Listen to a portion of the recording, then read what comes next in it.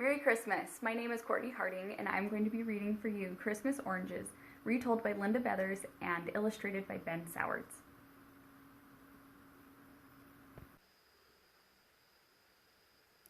Christmas Oranges. In a town not so far away, and in a time not so long ago, there lived a little girl. Her name might have been Eve, or Mary, or Sarah, but no one knew for certain, for this little girl had been left on the steps of an orphanage a few years earlier. A note had been pinned to her nightshirt saying, "Please take care of this baby. She is a good baby." No clue was given as to her name. The lady in charge of the orphanage, Mrs. Hartley, began calling the baby Rose because of her rosy cheeks, and Rose she had been ever since. Rose's early years were spent at the Greenwoods orphanage. She was loved and well taken care of by Mrs. Hartley, and because she could remember no other home, she was happy. She used to tell herself she had 30 brothers and sisters, for she loved all the children at the orphanage. Sometimes they had disagreements and arguments, as brothers and sisters do, but they still cared for each other. One wintry November, when Rose was 8 years old, a terrible flu epidemic swept through the country. People old and people young became ill. People old and people young died. The orphanage was no exception. Many of the children became very ill, and some of the children died. Mrs. Hartley, with her kind, loving heart, cared for the sick children as if they were her own. She bathed their fevered faces with cool water. She coaxed them to sip broth. She held them close and rocked them through the night. But after many days and nights of this, Mrs. Hartley, too, caught the terrible flu and slipped quietly from this life. With her death came the closing of Greenwood's orphanage. Mrs. Hartley had no children to carry on her work, and the townspeople felt they were too poor to take on the added burden of the orphanage. It was decided that the children would be sent to other institutions throughout the country. And so, a few days later, Rose found herself on a train, traveling through the night to a new town and a new home at another orphanage. As Rose timidly stepped through the doors of Iron Gates Orphanage, she could not help feeling scared and disappointed. Her new home was nothing like the one she was used to. Instead of warm, soft blankets on the beds, there were scratchy gray ones. Instead of hand-stitched rugs in the halls, there were bare floors. Instead of kind, loving Mrs. Hartley to care for the children, there was stern, strict Mr. Crampton to run the orphanage. Instead of 30 familiar friends smiling at her, there were 30 strangers staring at her. "Silence!" Mr. Crampton ordered before marching forward to give Rose a disapproving, inspecting look. Turning to the other children, he said, "This is Rose. See that she understands the rules of Iron Gates Orphanage. Emily, take her to the sleeping room, and then show her the chores she will be expected to do. The rest of you, go back to your duties." A young girl about Rose's age beckoned for Rose to follow her. They walked silently to the end of the hall, and just as quietly climbed the stairs. Once they had started down the hallway and could no longer be seen from the entry, Emily leaned over to whisper quietly to Rose, "I'm glad you're here. I'm 10. How old are you?" Rose had been so frightened by Mr. Crampton's order for silence, when it seemed to her the children were already silent, that she dared not speak. She kept her eyes lowered and did not reply.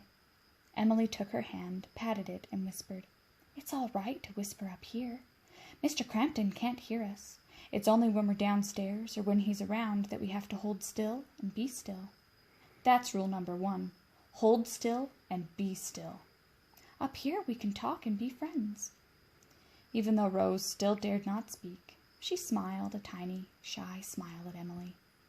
Over the next few weeks, Rose learned the rules and ways of Iron Gates Orphanage, some from the other children whispering them to her, and some after she had broken a rule. Breaking a rule was the hardest way to learn, for Mr. Crampton believed that once a rule was broken, there must be a punishment. Explaining to him that a new child didn't know a rule did no good. He said that if he let one person off for that excuse, others would try to use it too. Every rule broken must be met with punishment. Mr. Crampton's 3 favorite punishments were sentencing a child to miss a meal, do extra chores, or spend the evening by themselves. Rose soon learned or guessed most of the rules and was able to avoid punishment. November's white, bleak snows soon became beautiful accents to December's Christmas greens and reds. Everywhere the Iron Gate's children walked, they saw signs that Christmas would soon come. They would stand out in the cold evening air and watch through lighted windows as happy, smiling families decorated trees or gathered around pianos for singing, or baked wonderful Christmas treats in warm, lighted kitchens. On one of these evenings, as Rose and Emily stood watching a lovely little girl twirling around her parlor in her pretty new flannel nightgown, Emily explained to Rose about Christmas at Iron Gates. She told how Mr. Crampton always said he would like to forget Christmas altogether, but the townspeople wouldn't let him. To keep them happy and to keep up appearances, he allowed a tree to be put up on Christmas Eve after the children had gone to bed. He didn't want it up any earlier because he said it excited the children and made them noisy and unmanageable. One generous older man in town always donated a box of oranges to the orphanage for the children's Christmas breakfast. To avoid buying shiny glass balls or other ornaments, Mr. Crampton had the oranges strung with loops and placed on the tree. Emily told Rose how beautiful the dark orange color looked against the pine boughs, and how wonderful the citrus and pine fragrance was that filled the entry. Rose had never seen or smelled an orange before. At Greenwood's orphanage, there hadn't been extra money for such an expensive treat. The Christmas morning surprise there had been a small spoonful of sugar on the porridge. The children had always debated whether it was best to stir the sugar in and try to sweeten the whole bowlful, or leave it in a little pile in the middle of the porridge and eat it all in one delicious bite. Emily tried to explain to Rose about oranges. She said that they were sweeter than sugar in a clean, fresh way. She had thought about it a lot, and she was sure that angels ate oranges in heaven. Rose listened to all of this with wide-eyed wonder. She didn't know how she could possibly wait for 3 more days until Christmas morning. On Christmas Eve, as the children lay in their beds, they whispered excitedly about how beautiful the tree would look, and how grand it would be to have a touch of Christmas in the orphanage, even if it was for only 1 day. It was good that Mr. Crampton's room was downstairs, for he would surely have been angry with all the whispering and wiggling in the bedrooms that night. Rose lay in her bed and tried to go to sleep. She held perfectly still. She closed her eyes. She thought of the words to the lullabies that Mrs. Hartley had sung each night. She tried breathing in and out very slowly. But no matter how hard she tried, she kept thinking about the oranges that would be on the tree, the oranges that she would finally get to taste the next morning. As the night slowly crept by, Rose tried to guess what time it was. When she could stand it no longer, she slipped out of bed and tiptoed to the door. She looked back, but the other children were still asleep. She opened the door carefully, so as not to disturb the others, and softly, silently padded down the hall to the banister railing. Kneeling down, she gazed in wonder at the beautiful tree with the prized oranges and shimmering candles trimming it. Rose knelt there for only a moment, then she just as silently walked back to her bed. She lay down and was, at last, able to sleep. Now what Rose hadn't seen was that Mr. Crampton was awake and standing in the doorway to his room. He had watched Rose walk to the rail, kneel down, and then return to her room. He had almost called her back then and there to give her a lecture and pronounce a punishment. At the last minute, he had decided to wait until morning, when he could use Rose as an example to teach all of the children a lesson in obedience. The sun had barely begun to outline the housetops when the children were awake, dressed, and waiting in 2 straight lines in the aisle between their beds. Standing perfectly still had never been so hard. "Well," Mr. Crampton observed dourly, "that's one good thing about Christmas. All of you can remember how to behave on Christmas morning. Before we start downstairs, we need to take care of someone who didn't know how to behave last night. Rose, for sneaking out of bed and wandering in the halls after the lights were out last night, you will be punished. This is a most serious offense, so you will receive all 3 punishments." The children gasped. No one had ever been given all 3 punishments at one time before. Mr. Crampton paused for a moment to let his words sink in before he continued. "You will spend the day up here by yourself. You will scrub the floors of these rooms, and you will not get a Christmas orange. The rest of you, go downstairs. Rose, go get your buckets and begin." The joy had been taken out of the morning for all the children. They knew how much Rose had been looking forward to tasting her first orange. They had all told her how wonderful oranges were, and had been waiting to see her face as she tasted one for the first time. The children filed slowly out of the room and down the stairs. They each took their orange from the tree and walked quietly into the cold hall to eat breakfast. On one occasion, when the older gentleman had delivered the oranges to Iron Gates, a small boy had asked if the children had to eat the oranges for breakfast, or if they could save them and eat them later. The gentleman had laughed heartily and told the children that because it was Christmas, they could eat the oranges whenever they wanted. Mr. Crampton would have liked to order the children to eat them at breakfast, to have the mess over and done with, but he didn't dare go against what the old gentleman had said.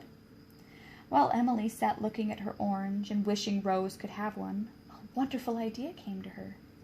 Her heart started beating faster, her eyes sparkled, and her mouth curved up in a happy smile. Mr. Crampton was called to the front door, and as soon as the door closed behind him, Emily whispered to the child next to her. He smiled broadly and quickly whispered to the child next to him, and so it continued until every child had heard the message.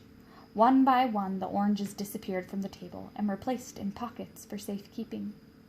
When Mr. Crampton returned to the room, he noticed the oranges were missing from the table, but knew from the absence of peelings that children hadn't eaten them.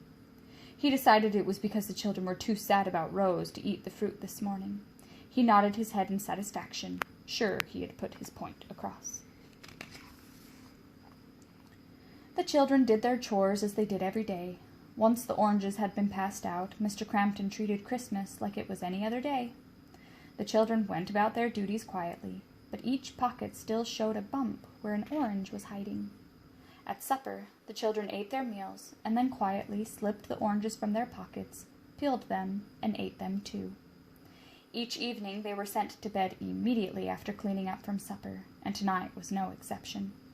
As the children dutifully climbed the stairs to bed, they kept their eyes down and their faces solemn.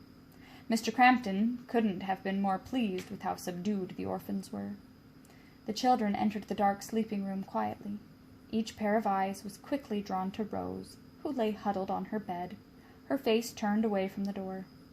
Emily tiptoed over until she could see Rose's tear-stained cheeks and swollen eyes, now closed in sleep. She gently touched Rose's shoulder to waken her. Rose opened her red, swollen eyes, and then, as memories of the day returned, they again filled with tears. "Oh, Emily," she sobbed, "this has been the worst day I've ever had. I didn't know it was so wrong to look at the tree, and now I've missed it and the beautiful oranges." Emily hugged Rose as any real sister would, and whispered, "Don't cry any more. We have a surprise for you." At Rose's first sobs, the children had gathered round her. Now from a pinafore pocket came a small white bundle. Emily took it and gently placed it in Rose's hands. Because no lights were allowed on in the sleeping rooms, Rose couldn't see what Emily had handed her. She turned toward the window where soft moonlight spilled in through bare, dusty panes. There, in her hand, was a handkerchief that had been taken from the clean laundry that afternoon. It was carefully folded over a round object. Rose hardly dared to hope that this might be what she thought it was. She looked up at the children gathered around her bed. In the faint light, she could see the excitement on their faces as they watched her every move. With shaking fingers, Rose peeled back the corners of the handkerchief, and there, in the palm of her hand, was an orange. Not an ordinary orange, but an orange that was lopsided and uneven. An orange made up of a segment from each child's orange. While the children had sat at the table quietly eating, each one had secretly passed a section of orange down to the girls at the ends of the tables. The girls had put the pieces in the clean handkerchiefs in their pockets. "Smell it," someone whispered excitedly. Rose raised the handkerchief to her face and drew in a deep, fragrant breath. She closed her eyes and held her breath for the longest time, then released it through an ear-to-ear smile. All of the children smiled with her. "Taste it," someone else whispered. Rose slowly raised a segment to her lips. She opened her mouth and took a gentle nibble. Her eyes widened in surprise, and her mouth slightly puckered at that first tangy sweet taste. The children were watching so closely that as Rose opened her mouth, their lips parted too. Now, when they saw her pucker and then smile, they all quietly laughed and hugged each other. As if by magic, several more clean, orange-filled handkerchiefs were pulled from pinafore pockets and opened up. The orange segments were quickly broken into smaller pieces, and one was given to every child. Each one took one last sniff of that fresh orange smell, and one final lick of that tangy, delicious juice before popping the last small bite into a waiting mouth. While the children enjoyed the last of the Christmas oranges, they all commented on how they had never had such sweet fruit before. This year's oranges were the best by far. What the children didn't realize until many years later was that the oranges were the best that day because they were sweetened with friendship, kindness, and love. In the years to come, many of those children at the orphanage had more money and possessions than they had ever dreamed possible, but they never forgot the feelings that were in their hearts that day as they each shared a small slice of their Christmas orange. The end.